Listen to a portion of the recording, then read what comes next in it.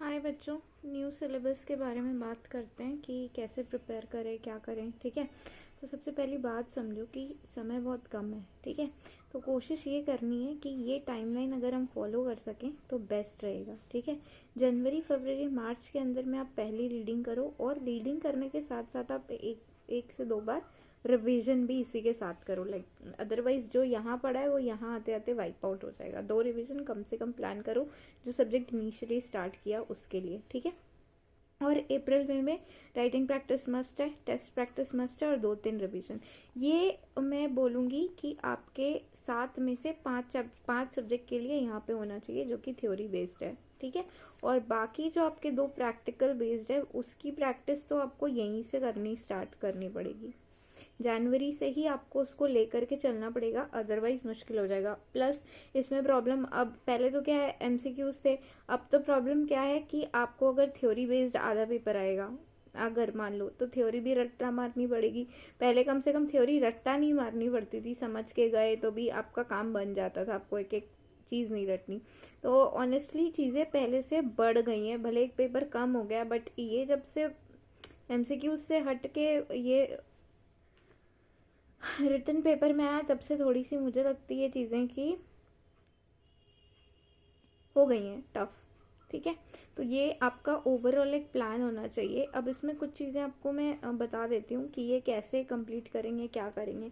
अगर आपने क्लासेस ले रखी हैं, ठीक है, और आपकी क्लासेस अभी तक ख़त्म नहीं हुई है या फिर आपकी क्लासेस मार्च तक ख़त्म नहीं होंगी, तो फिर बहुत मुश्किल है। अगर आप उसको आगे लेकर के जाओगे तो फिर क्लासेस ही करते रह जाओगे। सबसे बड़ी प्रॉब्लम यही होती कि बच्चे सारे सब्जेक्ट की क्लास लगाते हैं और उसको प्रॉपरली टाइम मैनेज नहीं करते।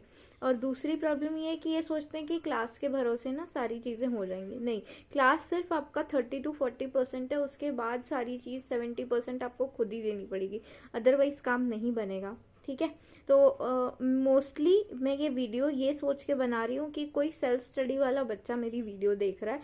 और ऑल्दो अगर कोई बच्चा है जो कि क्लासेस ले रखा है, तो मैंने बता दिया कि मार्च तक आपकी क्लास भी ख़त्म होनी चाहिए, प्लस आपका 1-2 रिवीजन वहाँ तक हो जाना चाहिए विथ प्रैक्टिकल का पूरा प्रैक्टिस हो करके। ठीक है, कुछ चीज़ें आपको बताती हूँ। अगर आपने क्लासेस नहीं ली हैं और अब आप जनवरी में शुरू कर रहे हो तो आप क्या करो। ठीक है, यूट्यूब पे काफ़ी चीज़ें ना अवेलेबल है। पीडब्ल्यू की क्लासेस भी हैं, टीचर्स के क्लासेस अगर नहीं मिल रहे हैं तो टीचर्स के मैराथन भी अवेलेबल है, वो भी सफिशिएंट होते हैं। बस पढ़ने का तरीका पता होना चाहिए। ठीक है, तो पढ़ने के तरीके पे हम बात कर लेते हैं कि पढ़ने का तरीका कैसा होना चाहिए। तो आप क्या करो, पहले क्लासेस स्टार्ट करने से पहले ये इम्पोर्टेंट है कि मैम हम बुक्स कौन सी लें। तो मैं ये रेकमेंड करूँगी कि आपका जो प्रैक्टिकल सब्जेक्ट है, एक तो है शायद CFM और दूसरा है टैक्स। इसके लिए तो आप किसी टीचर की बुक फॉलो करो। अगर आपके पास किसी टीचर की बुक नहीं है और आपको कोई ऑप्शन देखना है तो टैक्समैन की बुक आप ले सकते हो, लेकिन सेल्फ लर्निंग बुक लेना। बच्चे स्कैनर ले लेते हैं, वो नहीं लेना, वो काम नहीं करेगा। सेल्फ लर्निंग बुक टैक्समैन की जो आती है वही लेना, और उससे आप इसको कवर कर सकते हो। ठीक है, CS बेस्ड होगा तो क्या है कि इधर उधर झांकने का ज़रूरत नहीं पड़ेगा। मोस्टली इसमें थ्योरी के क्वेश्चन भी आपको क्या मिल जाएंगे, क्वेश्चन आंसर फॉर्मेट में मिल जाएंगे। तो बुक्स के लिए, बाकी अदर सब्जेक्ट के लिए आप क्या करोगे, मॉड्यूल पढ़ोगे इंस्टीट्यूट की, 5 सब्जेक्ट के लिए मॉड्यूल पढ़ोगे। आई नो कि अमेंडेड नहीं होता है, तो अमेंडमेंट के लिए आप क्या कर सकते हो, या तो आप अमेंडमेंट लेक्चर देख लो। ठीक है, ऑल्दो कंपनी लॉ तो इससे भी नहीं होगा, कंपनी लॉ और SLCM। उसके लिए मैं यही बोलूँगी कि आपको ये एक रेफरेंस बुक खरीद लो, यही सजेस्ट करूँगी। किसके किसके लिए, एक तो कंपनी लॉ के लिए मस्ट है रेफरेंस बुक, दूसरा CMSL के लिए। ये 2 सब्जेक्ट के लिए रेफरेंस बुक मस्ट है। बाकी आप खुद से करना चाहो तो कर सकते हो, कोई दिक्कत नहीं है।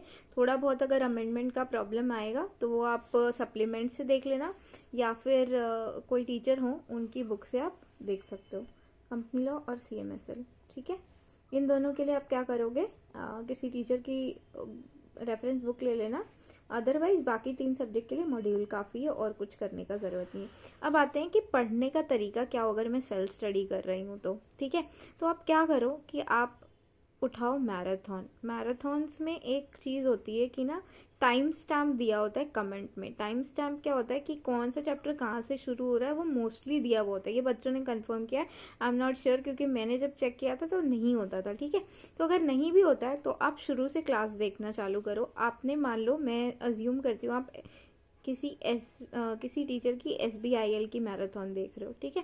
तो आप क्या करो, अपनी इंस्टीट्यूट की मॉड्यूल खोल के बैठ जाओ सर के लेक्चर के साथ। लेटेस्ट लेक्चर प्रोबेबली December 23 का ही मिलेगा लेटेस्ट तो, ठीक है। जनवरी में ही ये स्टार्ट कर दो काम। लेटेस्ट लेक्चर खोलो, मॉड्यूल खोलो, सर पढ़ा रहे हैं, 1x पे सुनो, 2x पे सुनने की ज़रूरत नहीं है। वैसे ही 8-10 घंटे की या 20 घंटे की मैक्सिमम होगी, 20 घंटे की भी नहीं होगी, 8 से 12-15 घंटे की होगी, ठीक है। तो वहाँ से आप क्या करो, जो वो चैप्टर पढ़ाना शुरू कर रहे हैं वहीं से पढ़ना शुरू कर दो। एकदम आराम से 1x पे सुनो, ज़रूरत पड़े तो उसको दोबारा सुनो, ठीक है। मॉड्यूल खोल के बैठो और मॉड्यूल के साथ साथ बुक में पेंसिल से मार्किंग करते जाओ वो जो चीज़ें करवा रहे हैं, ठीक है। उससे आपको पता एक चीज़ चलेगी कि कितना कवर किया और कितना कवर नहीं किया, ठीक है। तो वो जो चीज़ें कराए वहाँ पर जो भी आपको समझ में आया, नहीं समझ में आया, वो चीज़ें आप नोट डाउन कर लो। और आपको मुझे लगता है बहुत सारे ऑप्शन मिल जाएंगे टीचर्स के जो मैराथन डाल रहे हैं, है ना। तो मान लो आपने एक टीचर का कवर किया, आपको उसमें से 60% समझ में आया, तो आप किसी और टीचर का भी देख लो। एक पर्टिकुलर चैप्टर अगर किसी को बहुत ज़्यादा प्रॉब्लम हो रही है तो वो डिफरेंट टीचर्स का भी, क्योंकि क्लास देखते हैं ना जब पूरी क्लास खरीदते हैं तो वो बहुत डिटेल्ड में एक्सप्लेन होती है, तो वहाँ पर पॉसिबिलिटी नहीं होती 7 सब्जेक्ट का ही ख़त्म करने की। लेकिन जब हम मैराथन देखते हैं तो हमारे पास पॉसिबिलिटी होती है कि वी कैन स्विच टीचर और we can watch one particular chapter of different teachers, क्योंकि वो एक चैप्टर भी 1 घंटे आधे घंटे में 3-4 टीचर कवर कराते हैं, तो भी बहुत कॉन्सेप्चुअल क्लैरिटी हो जाती है। जो इधर नहीं समझ में आया वो उधर समझ आ गया, ठीक है। इस तरह से मॉड्यूल लेकर के साथ में रीडिंग करो। अब मान लेती हूँ मैं कि पर चैप्टर अगर वो 1 घंटे भी ले रहे हैं, हाउएवर इतना टाइम नहीं लगेगा, किसी में आधा घंटा, किसी में 45 मिनट, किसी में 1-1.5 घंटा, अगर बहुत लेंदी हुआ उनसे वो चैप्टर पढ़ने के बाद क्या करो, इमीडिएटली थोड़ी देर बाद उसकी खुद से रीडिंग लगाओ चैप्टर की,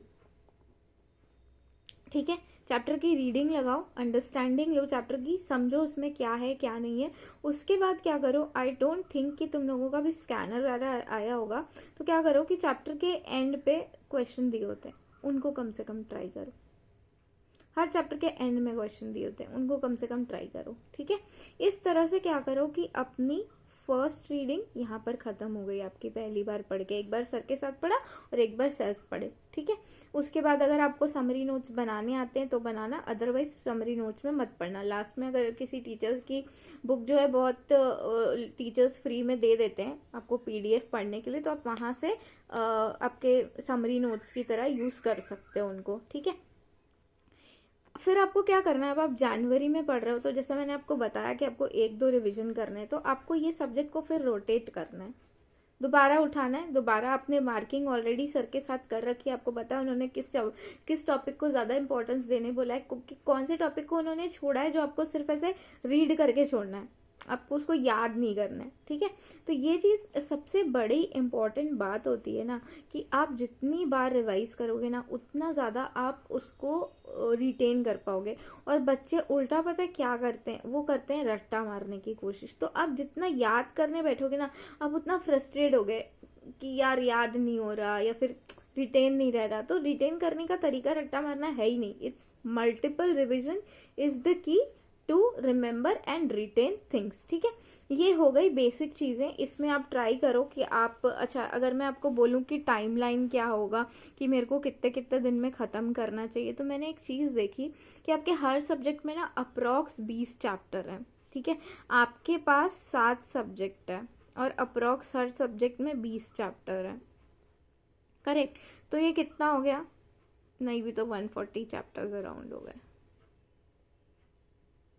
और आपके पास टाइम कितना है, अगर हम मार्च तक का भी लेके चलें तो 90 डेज,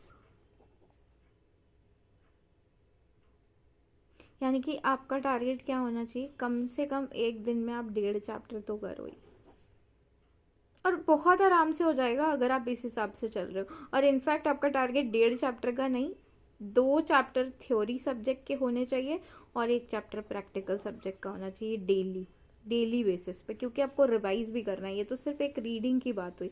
तो आप कैसे लेके चलो, आप 2 थ्योरी लेके चलो। आप मान लो कंपनी लॉ उठाते हो फर्स्ट में, ठीक है, और क्या उठाते हो, आप उठाते हो ECIP, ठीक है, economic commercial law and intellectual property law, ठीक है। ये 2 सब्जेक्ट आप उठा रहे हो, इसका 1 चैप्टर पढ़ रहे हो, इसका 1 चैप्टर पढ़ रहे हो सेम डे, ठीक है, और इधर से 1 चैप्टर कर रहे हो। अगर आप टैक्स पहले शुरू करो टैक्स का करो, या अगर CAFM शुरू कर रहे हो तो CAFM का करो। जो सिंगल ग्रुप दे रहे हो तो उनको टेंशन ही नहीं, आप भी ऐसे ही फॉलो करो, आपकी रिविजन ज़्यादा होगी। अगर कोई बोथ ग्रुप वाला 4 रिवीजन कर रहा है तो आपकी उनके जगह में 8 रिवीजन होगी, ठीक है। तो ये चीज़ आप फॉलो करो टिल मार्च। अब मार्च तक आप कोशिश करो कि आपका फर्स्ट या सेकेंड रिवीजन हो जाए विथ 1 रीडिंग, ठीक है। इसके अलावा आपको क्या करना है, आपको फेब में ना डिसीजन लेना है कि आप एक ग्रुप के लायक हो या बोथ ग्रुप के लायक हो। ये बहुत ज़रूरी है, बहुत ज़रूरी है। मैं बच्चों को देखती हूँ क्या करते हैं कि बोथ ग्रुप का फॉर्म भर देते हैं, दोनों ग्रुप में कहीं के नहीं रहते, लास्ट तक इसको भी पढ़ रहे होते हैं इसको भी पढ़ रहे होते हैं और दोनों में फेल हो जाते हैं। इसीलिए बहुत इंपॉर्टेंट है कि आप ना फेब में डिसाइड कर लो और ड्रॉप कर दो, या तो सिंगल ही ग्रुप के साथ जाओ या बोथ ग्रुप। अब डिसीजन कैसे लें इस बात का डिसीजन लेने का बेस्ट तरीका है, आप ये देखो कि आपके 7 सब्जेक्ट क्या आप 70% पहुंच गए हो। If you are done with 70% तो आप रिस्क ले लो बोथ ग्रुप का, क्योंकि 30% आप मार्च में ख़त्म कर लोगे। अगर आपने ऑलरेडी 70% 2 महीने में ख़त्म कर लिया, यानी कि फिर 35% आपने आउटपुट लगाया एवरी मंथ, तो नेक्स्ट मंथ 30% आउटपुट आप आराम से दे लोगे। अगर नहीं तो आई एम स्ट्रिक्टली सेइंग कि बोथ ग्रुप के लिए मत जाना। फिर ये चीज़ मत कहना आप लोग कि हमारा तो इतना ही हुआ था, हमने बोथ ग्रुप ले लिया, आप क्या करें। इसमें पता है सिर्फ फॉर्म की फीस की बात नहीं होती, सबसे बड़ी बात होती है ना कि मेंटल पीस चला जाता है। एंड तक मैंने देखा है बच्चे झूल रहे होते हैं, मैम 2 दें 1 दें 2 दें 1 दें, भले खुद को संतावना देने के लिए कितना ही कह ले हमें एक्सपीरियंस हो गया, फलाना हो गया, ढिमकाना हो गया, वो सिर्फ आप समय बर्बाद कर रहे होते हो और कुछ नहीं, बेवकूफ़ बना रहे होते हो। एनीवेज ये हो गया कैसे करना है क्या करना है। इसके बाद आपको अप्रैल और मई में टेस्ट सीरीज लगानी है। चैप्टर वाइज मिलता है तो चैप्टर वाइज, बट मैं मेरे बच्चों को यही बोलती हूँ कि आप फुल टेस्ट दो। ये जो चैप्टर वाइज टेस्ट है ना, ये सबसे बड़ा ब्लंडर है आपकी ज़िंदगी का। होता क्या है कि आपको एग्जाम में एक चैप्टर से नहीं आएगा, आपको एग्जाम में मल्टीपल चैप्टर से आएंगे। कई बार ऐसा भी होता है कि पार्ट ए का अलग डिवीजन है, पार्ट बी का अलग डिवीजन है, लेकिन बी में ए का दे रहा है, ए में बी का दे रहा है, और इनफैक्ट ओल्ड में तो सी भी था तो सी में बी का डाल दे रहे हैं। तो इससे क्या होता है, आपको पता ही नहीं चलता कि किस में कितना आएगा। एंड आप क्या करते हो इक्वली, अच्छा हमने कॉन्स्टिट्यूशन पढ़ लिया, हमने 15 मार्क्स का कवर कर लिया, हमने 12 मार्क्स का कवर कर लिया, वो एग्जाम में 4 नंबर का नहीं आता, आप खुश होते हो कि हमने इतना कर लिया। तो वो कॉन्सेप्ट से बाहर निकलो, आप ज़्यादा मत लिखो, ठीक है, फुल टेस्ट 2 ही लिखो, ठीक है। अप्रैल में 1 लिखो, 1 मई में लिखो, 1 अप्रैल मिड में लिखो, 1 मई स्टार्टिंग में लिखो, जिससे आपको जून के एग्जाम के लिए 20 दिन पढ़ने का मिले और आपको पता चले कि आपको क्या गलतियां सुधारनी है। लेकिन एक फुल टेस्ट ज़रूरी है टू रियलाइज कि वेयर यू स्टैंड और किस में आप अच्छा कर सकते हो और किसको आपको ज़्यादा पढ़ना है, किसको आपको कम पढ़ना है, किस में आपको क्या टेक्निक लगानी है, ये जानने के लिए ये बहुत ज़रूरी है। प्लस आप जनवरी, फरवरी और मार्च में एक प्रैक्टिकल की, तो आप दोनों प्रैक्टिकल की आप प्रैक्टिस तो करोगे ही करोगे।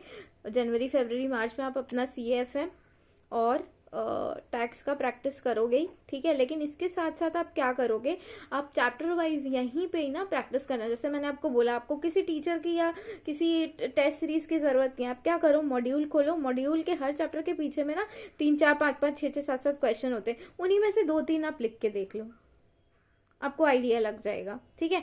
अगर आप किसी ग्रुप्स में हो या आपके कोई सीनियर है, उनको फोटो खींच करके भेज दो। कोई आपका फ्रेंड है जो पास हो गया या जिसकी राइटिंग अच्छी है, तो उसको फोटो खींच के भेज दो, उसको बोल दो कि बता दो भैया इसमें कुछ सही है क्या, कुछ गलत है क्या।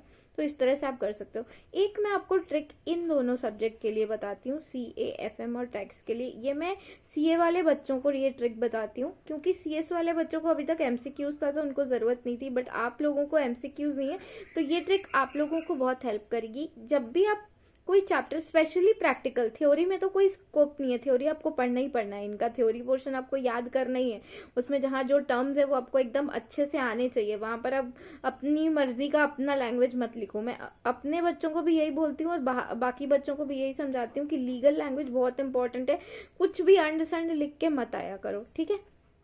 अच्छा, प्रैक्टिकल को कैसे करें, तो मान लो सीएफएम में आपने टीवीएम करा, ठीक है, आपने कैपिटल बजटिंग करा, आपने वर्किंग कैपिटल करा, ठीक है। तो क्या है कि टीवीएम में मान लो आपकी बुक में 10 क्वेश्चन है, ठीक है। 10 क्वेश्चन में कुछ क्वेश्चन इजी होंगे, कुछ हार्ड होंगे, कुछ बहुत हार्ड होंगे, तो उनमें ना स्टार मार्क लगा दो, 2 star question, 5 star question, 3 star question.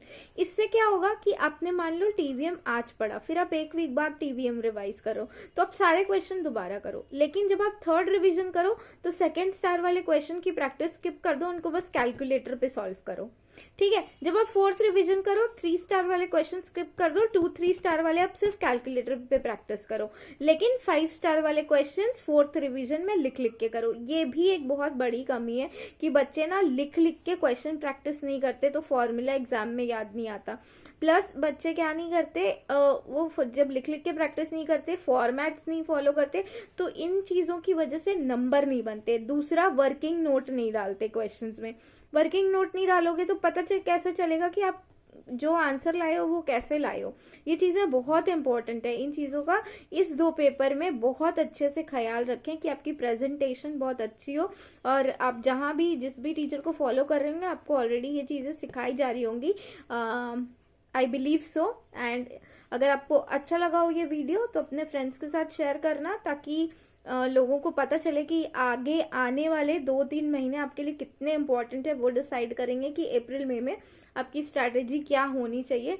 And अगर आपको किसी भी सब्जेक्ट वाइज भी कोई गाइडेंस चाहिए या कुछ और आपके क्वेश्चंस है तो आप मेरे को कमेंट में बता देना, I would try and prepare video on that कि आपको कुछ हेल्प मेरे तरफ से मिल सके। एंड अगर कुछ इसमें लगा हो ऐड ऑन करने का तो do let me know, that will help me improve कि आगे और कैसे चीज़ें डिलीवर की जाए। Okay, thank you.